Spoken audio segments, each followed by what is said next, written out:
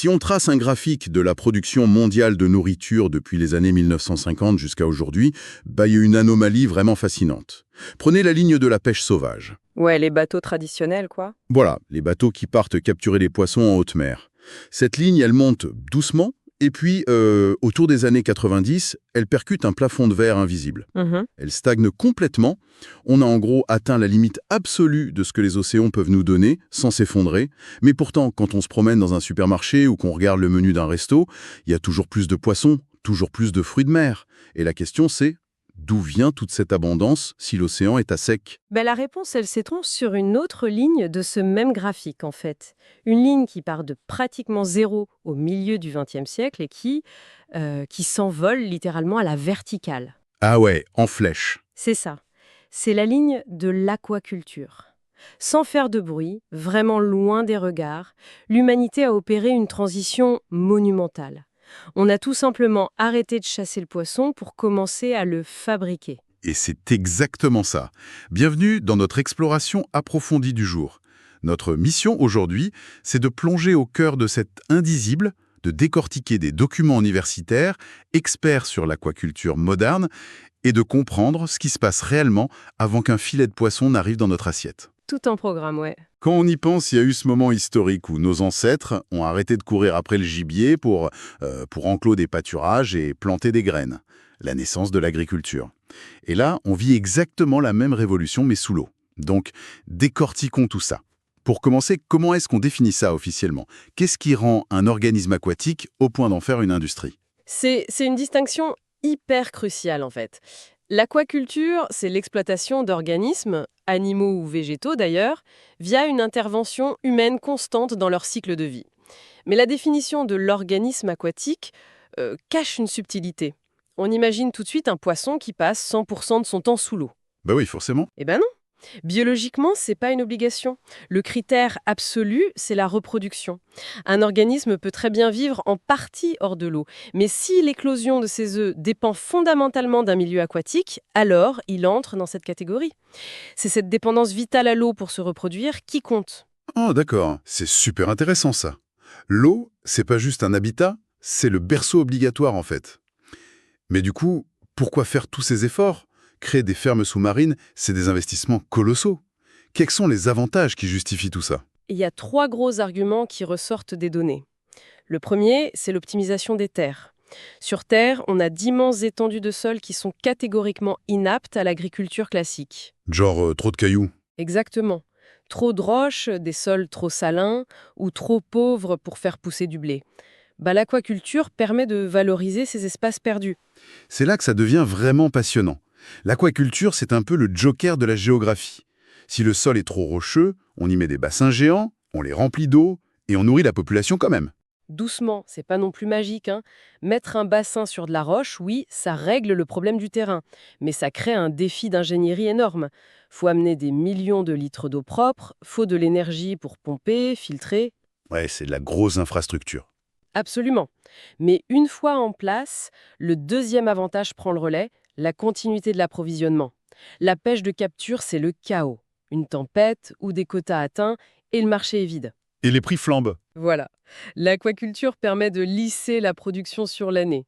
Et le troisième bénéfice, c'est la valeur nutritionnelle. Les produits aquatiques offrent des acides gras essentiels super importants, avec un taux de conversion alimentaire bien meilleur que la viande de bœuf, par exemple. D'accord. Donc, sachant tout ça, passons à la pratique. Comment on passe d'un simple trou d'eau à des fermes de haute technologie? L'industrie classe ça sur une échelle d'intensité. Extensif, semi-intensif et intensif. La règle est simple, plus on injecte de technologie et d'énergie, plus on produit. Et là-dedans, on a le choix entre la monoculture et la polyculture. La monoculture, je vois bien, c'est un bassin plein de la même espèce. Mais la polyculture, c'est faire cohabiter tout le monde? Ouais, exactement. L'exemple parfait, c'est le riz et le poisson en Asie. On inonde une rizière, on y met des poissons, ils mangent les parasites, fertilisent l'eau avec leur déjection, et cette eau nourrit le riz. À la fin, on récolte les deux. C'est une symbiose totale. C'est l'intelligence pure de la nature, ça. Mais quand on passe à du super intensif, j'imagine qu'on s'éloigne un peu de ce romantisme rural, non? Genre, comment on fait pour les mollusques à l'échelle industrielle? Pour les mollusques en mer, on utilise trois structures clés. D'abord, le radeau-cage, ou balsa jaula. C'est une grande plateforme flottante avec des centaines de cordes remplies de mollusques en dessous. D'accord. Ensuite, il y a les lanternes, ou linternas. Visuellement, ça ressemble à des lampions pliables en tissu avec plusieurs étages à l'intérieur. Les mollusques sont sur ces plateaux, protégés, tout en profitant du courant. Et pour les tout petits, on utilise le pearl net, des petits filets en forme de pyramide. Ok, donc ça c'est directement dans l'océan. Mais pour les poissons sur la terre ferme, la technologie va beaucoup plus loin. On parle souvent du summum de la tech, le système RAS. C'est quoi exactement ce truc? Le RAS, c'est le système d'aquaculture en récirculation. C'est le changement de paradigme absolu. Contrairement à un flux ouvert où l'eau de la rivière traverse juste le bassin et repart, le RAS fonctionne en circuit fermé. On dirait littéralement le système de support de vie de la Station spatiale internationale. L'eau quitte jamais vol dans le vaisseau. Mais comment on purifie tout ça? C'est une chorégraphie en 5 actes très précis. D'abord, l'eau quitte le bassin des poissons, bien chargé de déchets. Étape 1, le filtre mécanique. Il retire toutes les particules solides, la nourriture non consommée, les excréments. D'accord, donc l'eau redevient claire visuellement. Mais j'imagine qu'elle est toujours toxique, non? C'est ça. D'où l'étape 2, le biofiltre. C'est la partie la plus complexe. Les poissons sécrètent de l'ammoniac en respirant, et c'est mortel. Le biofiltre, c'est une ville microscopique de bactéries nitrifiantes qui vont littéralement dévorer l'ammoniac pour le transformer en nitrate, beaucoup moins dangereux. Et c'est fascinant. Mais l'eau n'est pas encore prête à y retourner, si. Il y a l'histoire du dégazeur, je crois. Pourquoi on doit dégazer de l'eau? Exactement. Étape 3. Les poissons respirent et expirent du CO2, comme nous. En circuit fermé, ce CO2 acidifierait l'eau et les étoufferait. Le dégazeur force l'eau à expulser ce CO2 dans l'air, souvent en la faisant cascader avec un courant d'air à contresens. Ok, donc on a enlevé les déchets, le poison, le gaz, et après? Étape 4. On réinjecte de l'oxygène pur sous haute pression. L'eau est chargée à bloc. Et enfin, étape 5, la désinfection UV. Avant de retourner au poisson, l'eau traverse un tube tapissé de lampes ultraviolettes qui détruisent l'ADN des virus et bactéries. L'eau ressort chirurgicalement pure. C'est juste dingue. Mais attendez, on a construit ce vaisseau spatial hyper contrôlé. On peut pas juste prendre un poisson sauvage et le jeter dedans? Si, il faut des poissons adaptés à cette technologie de pointe. T'as tout compris. La biologie doit suivre l'ingénierie. C'est pour ça que tout commence par la gestion des reproducteurs.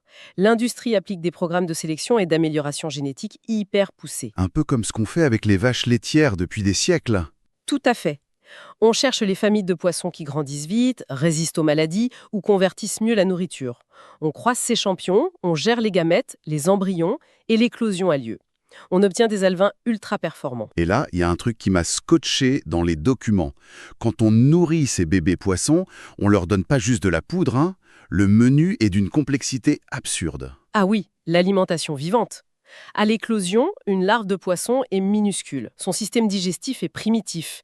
Elle ne peut pas digérer une poudre inerte. Et en plus, son instinct exige que la proie bouge. Donc on leur donne quoi? Des microalgues, des rotifères et des artémias. Mais attends, ça veut dire qu'on doit élever d'autres micro-organismes juste pour nourrir les futurs poissons. C'est de l'élevage dans l'élevage. Exactement. C'est une vraie poupée russe. Faut un labo entier pour cultiver des algues qui vont nourrir des rotifères qui eux-mêmes nourriront les larves de poissons. C'est le gros goulot d'étranglement de l'industrie. La moindre contamination et toute la production de l'année meurt de faim. C'est fou.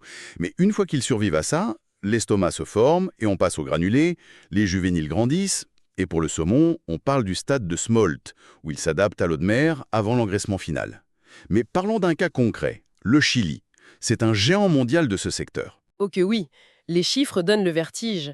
En 2022, le Chili a débarqué plus de 4 214 000 tonnes au total, pêche et aquaculture confondues. Une montagne de protéines, quoi. Mais en regardant les détails de 2024, il y a un truc super alarmant, non? Ouais, l'empire du saumon. Les salmonidés, surtout le saumon de l'Atlantique, représentent 99,93% de la production de poissons cultivés au Chili. 99,93%? Mais c'est délirant. Économiquement et biologiquement, c'est mettre tous ses œufs dans le même panier. Si un virus touche le saumon, toute l'industrie s'effondre. C'est une poudrière.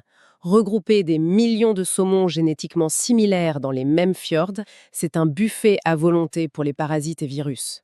Pour survivre, le Chili doit appliquer 3 piliers de durabilité vitaux. Lesquels? D'abord, la relocalisation. Faut déplacer les cages pour laisser les fonds marins se régénérer. Ensuite, une croissance hyper contrôlée. L'industrie limite désormais sa croissance à 1,5% par an max pour respecter la côte. Et enfin, le contrôle des pathogènes en réduisant massivement les antibiotiques qui détruisent l'environnement. Bon, on a aussi vu qu'ils cultivent des mollusques, genre le chorito, la moule locale ou l'ostion du Nord, et des algues comme le pélilo. Mais cette dépendance au saumon, ça appelle forcément une diversification. Absolument. La solution de sauvetage repose sur 4 axes. 1. Cultiver des espèces endémiques. 2. Optimiser de nouvelles chaînes de valeur. 3. Pousser les fermes en pleine mer. Et 4. Développer de nouvelles technologies pour ces espèces. Et le casting de ces nouvelles espèces est génial. Il y a la Seriola lalandi, qu'on appelle Vidriola au Doradou. Ouais, un prédateur très prisé. Il y a aussi la Silus gilberti, la corvina, un super poisson blanc, et même des recherches sur le Disostichus éléginoïde, le légendaire bacalao de profondeur, et le Merluccius australis, le merlu austral. C'est comme un resto qui n'a vendu qu'un seul plat incroyable pendant des décennies et qui réalise soudain qu'il a plein d'ingrédients locaux fantastiques pour faire un menu complet. C'est tout à fait ça. Si on résume la session d'aujourd'hui, on est passé de chasseur-cueilleur des mers à ingénieur agronome de l'eau. On a vu la folie technologique du RAS, la complexité génétique et alimentaire, jusqu'à l'urgence de diversification au Chili avec la corvina et la vidriola. Ouais, la prochaine fois qu'on verra un filet de poisson, on réalisera toute cette ingénierie derrière. C'est pas juste un produit naturel, c'est une sacrée bataille technologique et écologique. Et pour finir sur une vraie réflexion issue de nos sources, vu l'efficacité de la polyculture ancienne et la puissance du RS moderne, la prochaine révolution, ça serait pas la fin de la monoculture intensive. Ouh, comment ça? Imaginez un système RS géant. Au centre, des saumons. Leurs déchets vont vers des bassins de moules chorritos qui filtrent l'eau, puis vers des algues pélio qui absorbent le CO2 et relâchent de l'oxygène. Les espèces deviennent les organes d'un super-organisme. C'est plus une ferme, c'est un océan miniature totalement autonome sur la terre ferme. Ah ouais, la boucle serait littéralement bouclée. C'est une vision fascinante. Merci à tous d'avoir suivi cette analyse détaillée. Gardez cette curiosité et à très vite pour une prochaine plongée au cœur des sources.